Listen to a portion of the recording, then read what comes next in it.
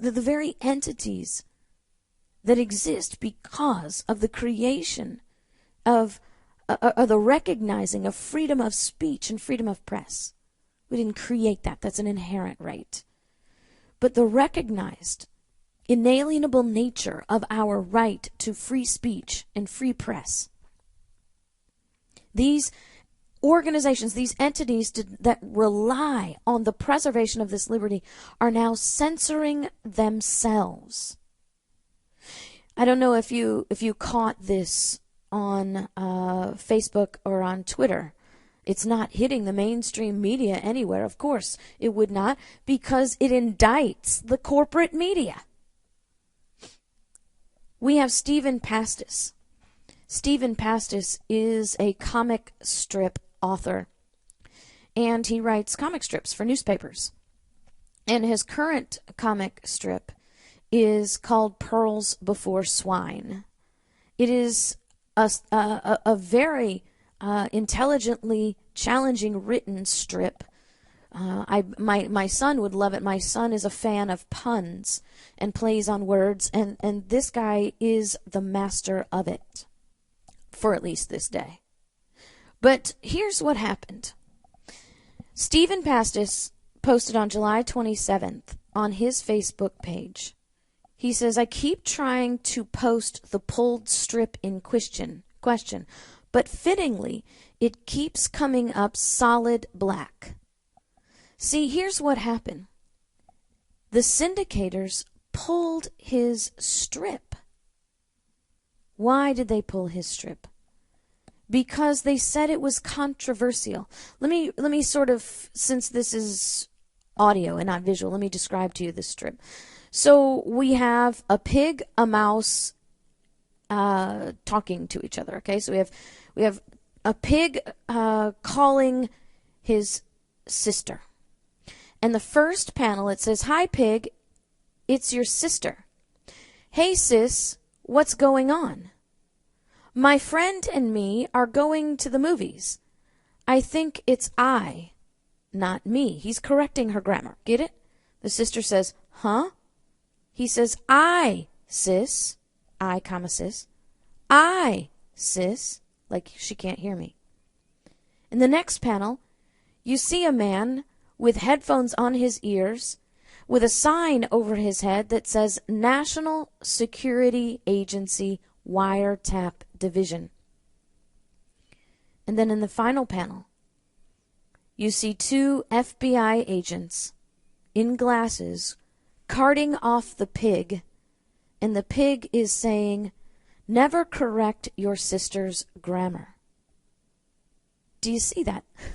I think it's brilliant. Absolutely brilliant. If you want to see the comic strip, I'm going to post it today in Facebook, and I will post it on a link within the podcast on the website too, so you can see this. Now, it was pulled. It was pulled because the syndicators said it was too controversial. See, the author, Pastis, explains that work is sent in 8 weeks in advance. Your comic strips are not in the paper the week that they're written. They're like 8 weeks in advance. And so the syndicator said, quote, "There's a lot of sensitivity. The strip would have caused serious problems if it had been coupled with a terrorist event coincidentally." So the syndicators pulled the strip because they warned him that if some kind of terrorist event occurred on or near the day the strip was slated to appear, he'd become, quote, "a lightning rod for readers' anger and sadness." I want to repeat that to you. They pulled the strip because it may have happened in the future, around the time of the publication of the strip, that there would be a terrorist event. And in that accidental operation, that a terrorist event might happen during the time that the strip was slated to appear, he would become a lightning rod. I'm quoting the syndicators now. A lightning rod for readers' anger and sadness. Really, I want that to sink in. Because now anger and sadness dictates what we can print in the newspapers. Anger and sadness. See, I don't think it was ISIS that was offended by this print. I think it was the federal government being called out for their ridiculous wiretapping, and that the understanding of the people that you can be arrested for saying things, that the federal government is listening to you.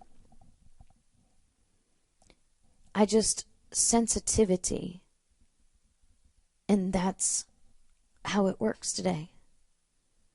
This man publishes prints comic strips, mind you, humor.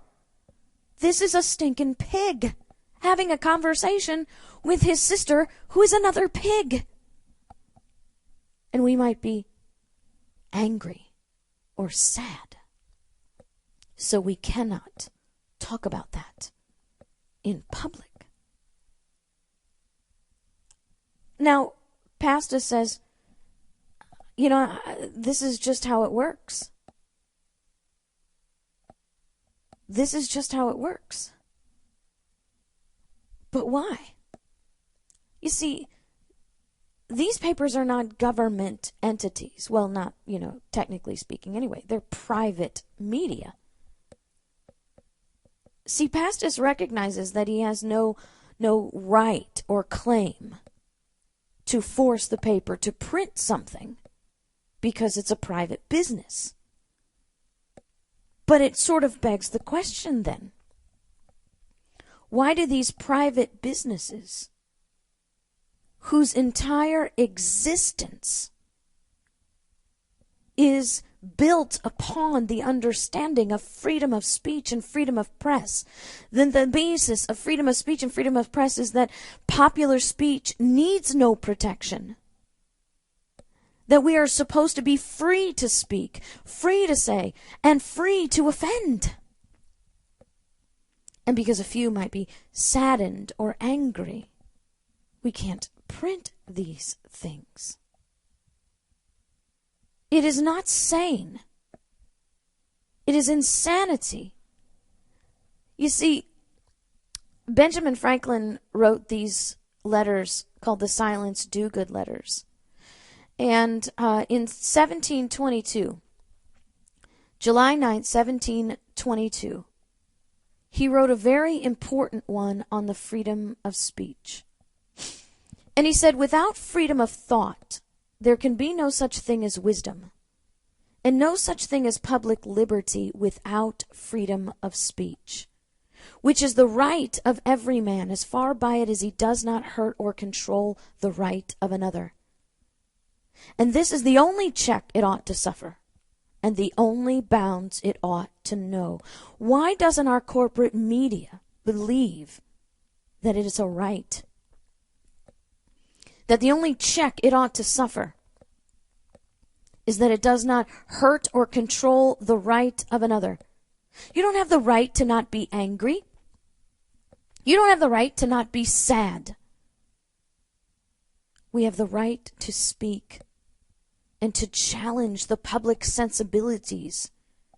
If we cannot challenge the public sensibilities and we censor ourselves, we are slaves. Listen to what Franklin says.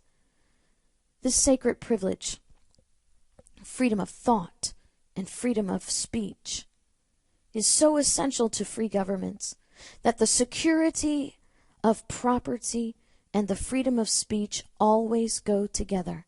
And in those wretched countries where man cannot call his tongue his own, he can scarce call anything else his own. And the sad, sad, sad reality of this is not the government telling these people they can't print it.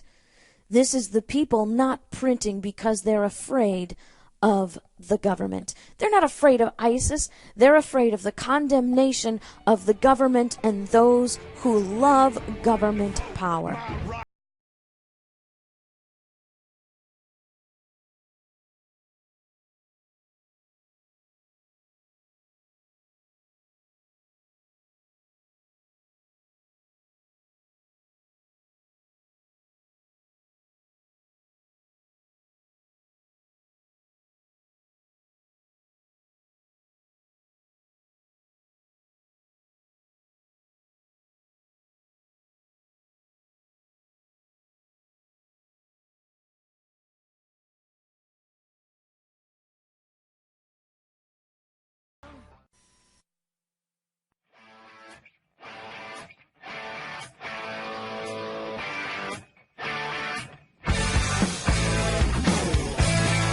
The Krisanne Hall Show. She's Liberty's lobbyist.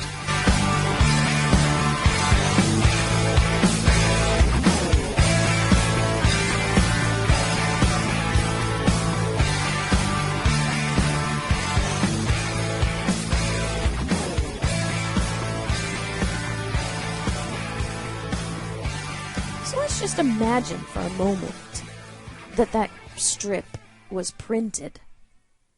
And it so happened to fall in an event when there was an actual terrorist attack. Why would somebody be angry about a comic strip that identified ISIS and then, or just simply said the word ISIS, and then identified the National Security Agency as arresting people for saying the word ISIS? Does anybody see the irony in this? I mean, just the irony is just now sinking in. He is writing a comic strip about being censored for saying the word ISIS, and then in reality he is censored for printing the word ISIS. That is classic irony. And so why would we be upset about something like that? Maybe ISIS is upset because it's a pig saying I, comma, sis. It doesn't say ISIS, it says I, comma, sis. I, sis. I, sis. Maybe that's why it's offensive, because it's a pig, and the whole Muslim pig thing. Or maybe it's because the NSA doesn't want you to know what they're doing. They don't want to be mocked. Mock not your master. Maybe they don't want people to realize, even in jest, the reality of the unlimited nature of government. And now we've come full circle, haven't we?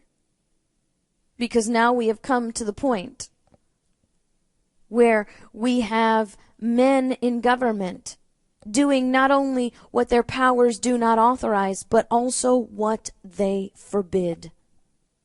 Remember, there is no position which depends on clearer principles, that every act of a delegated authority, contrary to the tenor of the commission under which it is exercised, is void.